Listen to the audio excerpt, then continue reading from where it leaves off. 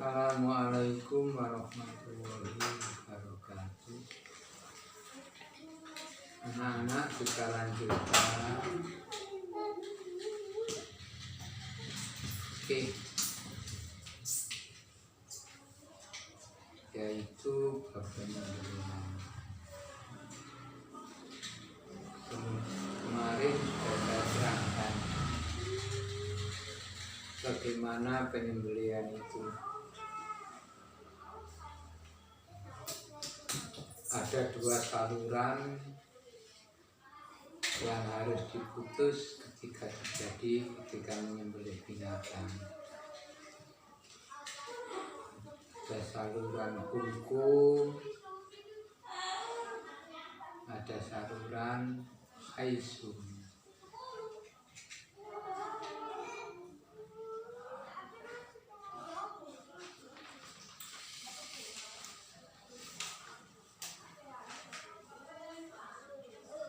Kemudian syarat-syarat orang yang menyembelih.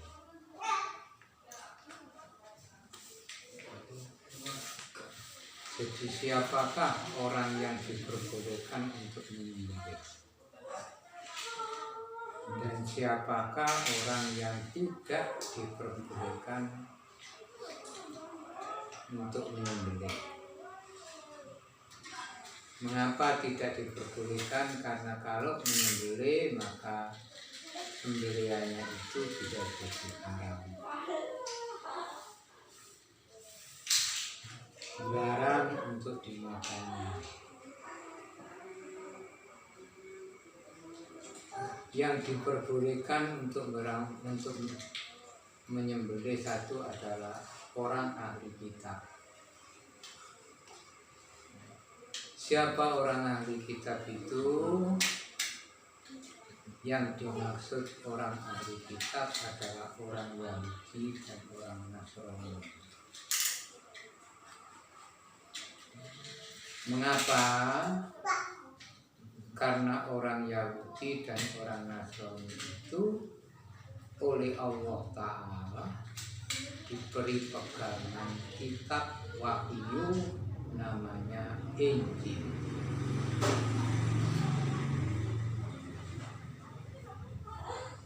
Sekali lagi, mengapa orang ahli kitab diberi kesempatan oleh Allah Ta'ala halal untuk menyembelih?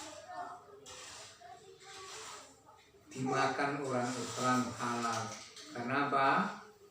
Orang Yahudi dan orang Nasrani, umatnya Nabi Isa itu diberi oleh Allah wahyu namanya Injil.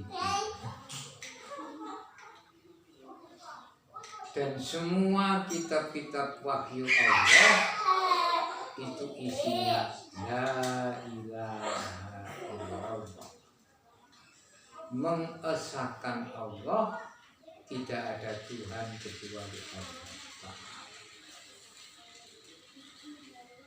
Kitab Zabur la ilaha illallah, kitab Taurat la ilaha illallah isinya, kitab Injil isinya la ilaha illallah. Sehingga umat Nabi Isa zaman dahulu yang masih berpegang pada Injil yang murni, maka kalaupun ada orang itu sampai sekarang yang berpegang pada Injil yang murni, maka boleh penyembelihan mereka itu dimakan oleh orang Islam. Menyembelih kambing boleh dimakan oleh orang Islam. Menyembelih ayam boleh dimakan oleh orang Islam. Menyembelih binatang-binatang halal lainnya pun boleh dimakan oleh orang Islam. Karena apa? Mereka itu meyakini dengan akidah la ilaha illallah tidak ada Tuhan kecuali Allah, seperti keyakinan kita bersama umat Islam.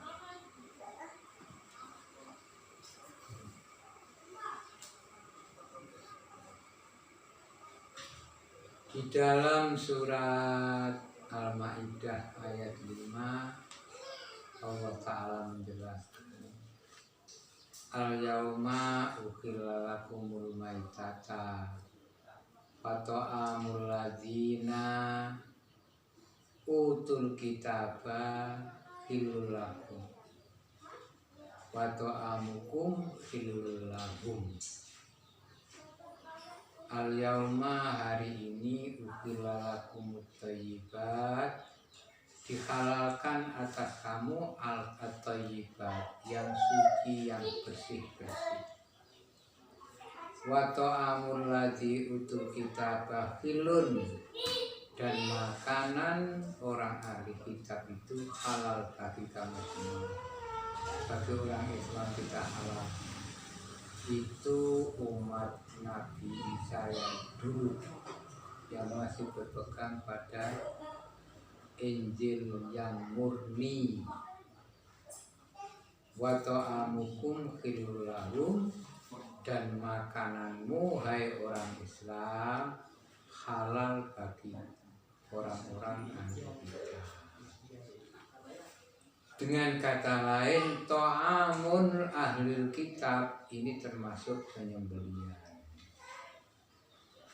Jadi penyembelihan orang ahli kitab, orang Yahudi, orang Nasrani itu halal bagi kita makan. Kemudian sebelum kita menyembelih, kita harus membaringkan kepada binatang itu dengan sopan. Jadi kalau menyembelih itu baringkan dengan sopan. Ya, tidak boleh binatang yang akan disembelih kita perlakukan dengan kasar, itu tidak boleh. Perlakukan dengan perlakuan yang sopan.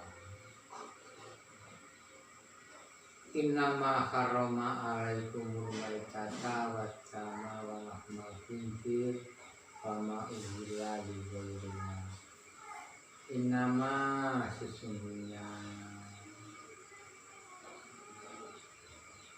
harrama alaikum, yang diharamkan atas kamu semua, al-maitata, yaitu maitatun. Apa maitatun itu? Maitatun adalah rangkai.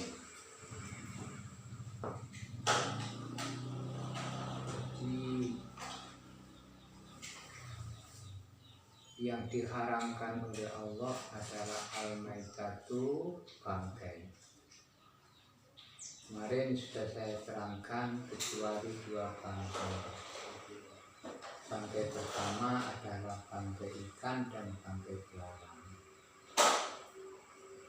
Wadamu, dan darah.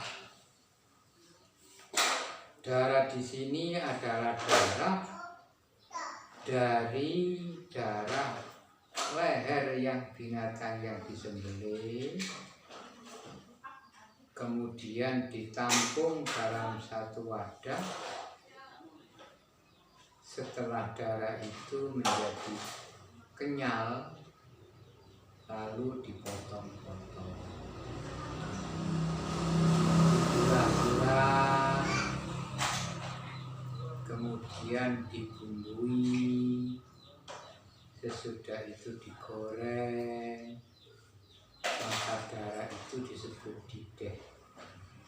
Dan dideh itu haram untuk dimakan. Oleh karenanya maka anak-anak jangan sampai terjebak. Di kota-kota ini banyak biasanya dicampur dengan rujak, rujak lontong. Itu bukan hati yang digoreng, tapi darah yang dibekukan, kemudian dimasak atau digoreng. Itu namanya adam. Yang dimaksud adamu di sini. Walahmul khinzir, dan daging babi, daging celeng.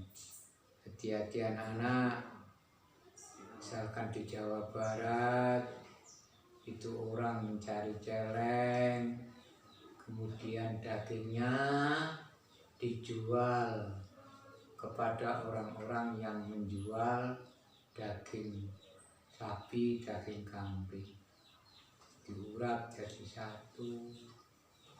Ini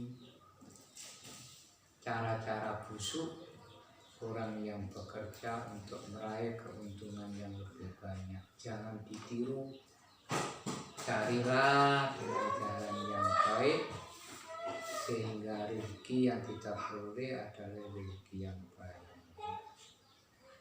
Wa ma uhilla li ghairillahi bihi, wa ma uhilla bihi li ghairillah. Artinya binatang yang disembelih tidak niat untuk karena Allah, tidak, tetapi diniatkan untuk menghormat dewa, menghormat kepada yang disembah selain Allah. Misalkan dewa penghuni yang ada di pohon itu disajikan daging ayam putih mulus yang sudah disembelih dibakar, sekalipun disembelih dengan menyebut nama Allah, tetapi niatnya bukan karena Allah, sehingga dagingnya itu halal. Kemudian kita akan menyembelih, maka kita sebut nama Allah. Bismillahirrahmanirrahim. Lalu kita potong leher. Gunakan pisau yang sangat tajam. Jangan sampai menganiaya, menzalimi kepada binatang yang kita sembelih. Misalkan pisaunya tidak begitu tajam, berarti kita itu menzalimi. Sesudah kita sembelih, binatang itu masih bergerak, sudah kita lemparkan, itu berarti kita itu menzalimi. Tidak boleh semacam itu. Hendaknya kita berbuat sopan, sekalipun binatang itu kita sembelih. Bertindak sopanlah kepada binatang yang kita sembelih. Kemudian yang menyembelih itu satu, orang yang waras, tidak gila. Orang gila itu tidak boleh menyembelih, karena orang gila lupa terhadap Allah, lupa terhadap lain-lainnya. Maka orang gila tidak boleh menyembelih binatang. Kemudian yang ketiga, tidak boleh anak yang belum balik menyembelih, tidak boleh. Tetapi menyembelih binatang hendaklah anak yang sudah balik, sudah mumayyiz, maka diperbolehkan untuk menyembelih binatang itu sendiri. Tata cara di dalam menyembelih binatang.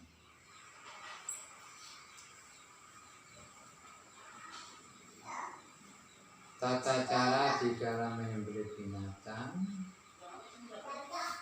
ada penyembelihan secara tradisional, ada penyembelihan secara mekanik.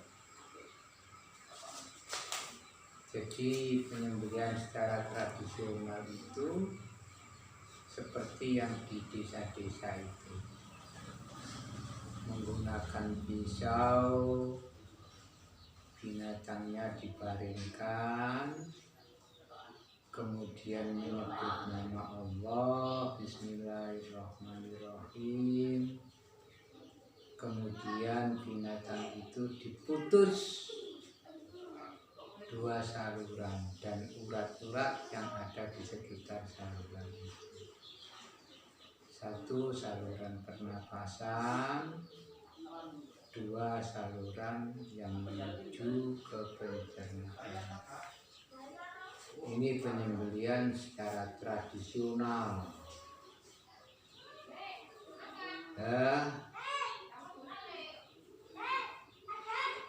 Satu, siapkan tanah untuk menampung darahnya. Menyiapkan peralatan yang digunakan untuk menyembelih, misalkan pisaunya hendaknya tajam. Dan saya ingatkan, pisau yang akan digunakan untuk menyembelih binatang jangan sampai diperlihatkan kepada binatang itu.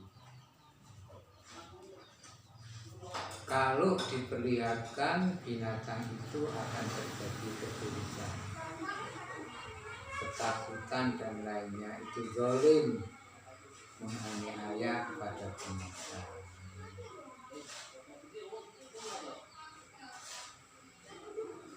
Leher binatang yang akan disembelih hendaknya diletakkan pada persis di atas lubang penampungan darah. Kaki binatang itu hendaknya dipegang kuat-kuat. Kemudian nanti sebelum memulai mengucapkan Bismillahirrahmanirrahim, dan jangan dilepas binatang itu setelah disembelih ketika masih bergerak. Tunggu sampai binatang itu sudah tidak bergerak. Lagi pula jangan sampai dilemparkan seperti dulu orang-orang tua kita menyembelih binatang, ayam umpamanya, disembelih, putus lehernya, dilemparkan sehingga bergerak. Itu namanya tidak sopan di dalam menyembelih binatang. Sekalipun binatang itu akan mati, tetapi hendaknya kita perlakukan dengan perlakuan yang sopan. Jelas sekali Rasulullah bersabda di bawah ini, Innallaha katabal ihsan ala kulli syai'in fa iza qataltum fakhinu kitrata wa iza zabahtum fakhinu dzibha wa tuhidda ahadukum safratahu wal yurih dzibhatahu. Innallaha, sesungguhnya Allah Ta'ala, katabal ihsan, mewajibkan berbuat ihsan, berbuat baik kepada siapapun dan apapun. Katabal ihsan, kata itu wajib, ihsan itu baik, kulli syai'in, terhadap segala sesuatu. Wa iza qataltum fakhsinul qitlah, dan apabila kamu menyembelih, hendaklah kamu membunuh, hendaklah membunuh dengan sopan. Wa iza zabahtum fakhsinul dzibhah, dan kamu itu apabila menyembelih, hendaklah kamu sembelih dengan yang bagus, yang sopan. Maka sembelihlah dengan baik, dan hendaklah salah seorang dari kamu menajamkan pisaunya. Jadi pisaunya kamu tajamkan, sehingga binatang yang kamu sembelih itu tidak terlalu lama dalam merasakan kesakitan.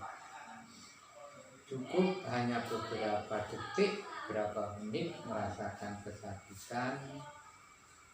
Sesudah itu nyawanya sudah lepas, tidak merasakan lagi. Ini tata cara di dalam menyembelih dalam Islam. Perlakuan dengan perlakuan yang baik. Innallaha katabal ihsan ala kulli syai'in, sesungguhnya Allah Ta'ala itu katabal ihsan ala kulli syai'in, mewajibkan untuk berbuat baik kepada segala sesuatu. Dengan binatang harus kita perlakukan dengan perlakuan yang baik, apalagi dengan sesama manusia. Wajib untuk kita perlakukan dengan perlakuan yang baik. Jangan sampai diinjak kakinya, jangan sampai dilemparkan ketika masih bergerak seperti orang dulu. Wong Jawa ngarani ngetetek itu tidak boleh. Boleh dilepas kalau memang sudah tidak bergerak. Kalau sudah tidak bergerak, maka lepaslah dengan halus, dengan sopan. Ini di dalam bab penyembelihan. Kemudian hadis lagi yang diriwayatkan oleh jamaah, artinya beberapa ibu.